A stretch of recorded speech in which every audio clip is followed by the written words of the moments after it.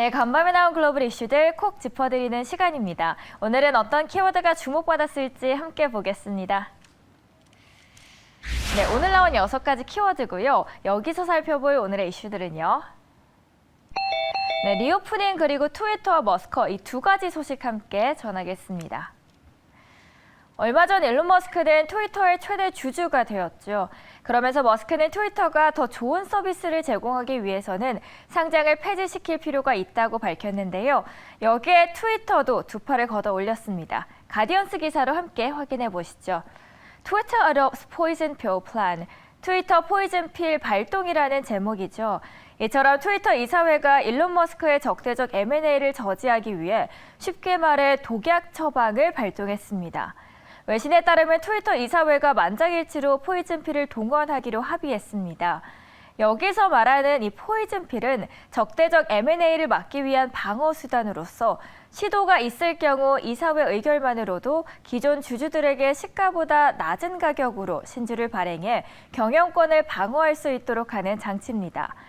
트위터 이사회에 따르면 이번 계획은 공개 시장에서 주식을 매입해 트위터를 지배하려는 시도를 막게 할 것이라고 강조했습니다.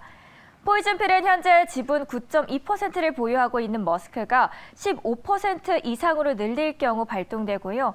내년 4월 14일까지 유효하다고 CNBC는 전합니다. 네, 다음 기사는 리오프닝에 대한 이야기입니다. 미국이 마스크 착용과 백신 추가 접종, 격리 기간 등 이제는 방역에 관한 문제를 개인의 선택에 맡기겠다는 보도입니다. 코로나19 확산세가 진정 국면에 접어든 것을 계기로 미국은 방역 가이드라인을 축소 또는 폐지하는 추세입니다. 지난달 말 50세 이상에 대한 2차 추가 접종을 승인하면서 해당 연령층에 대한 접종을 자율에 맡긴 것이 대표적인 사례입니다.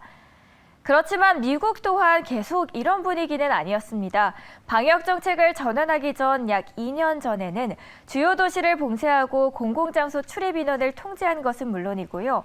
사회적 거리 두기를 강제하던 대유행 초기와 대조를 이룹니다. 물론 확진자가 다시 급증할 경우 방역 규제를 다시 의무화할 가능성도 있습니다. 실제로 필라델피아 등 일부 도시와 또 몇몇 대학들은 최근 마스크 의무화를 재도입했습니다. 그럼에도 불구하고 미국에서 대부분의 방역 조치는 자율에 맡겨진 상태입니다. CDC 지침도 변경되었는데요. 확진자가 음성 진단 결과를 받지 않더라도 이제는 격리를 끝낼 수 있습니다.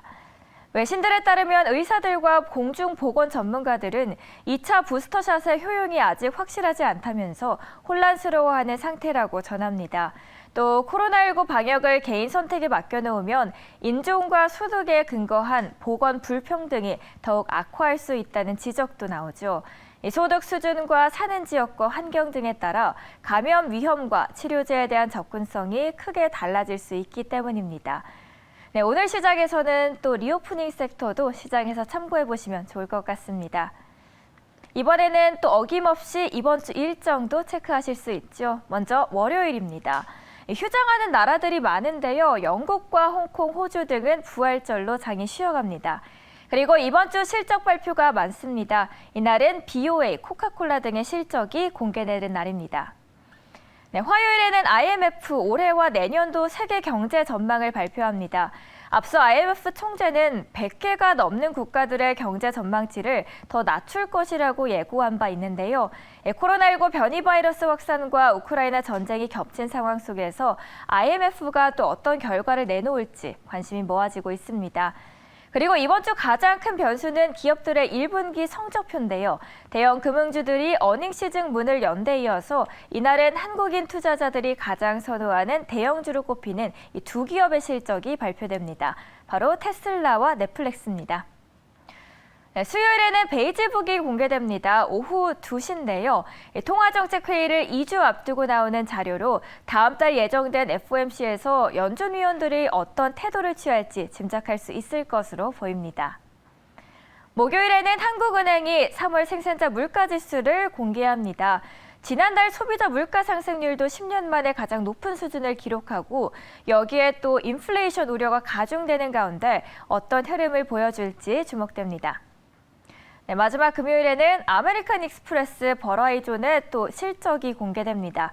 그리고 여기에 영국의 4월 GfK 소비자 신뢰지수도 주목해 보시면 좋을 것 같습니다. 네, 일주일 준비하는 월요일 아침 오늘도 보고보고와 함께 하시죠.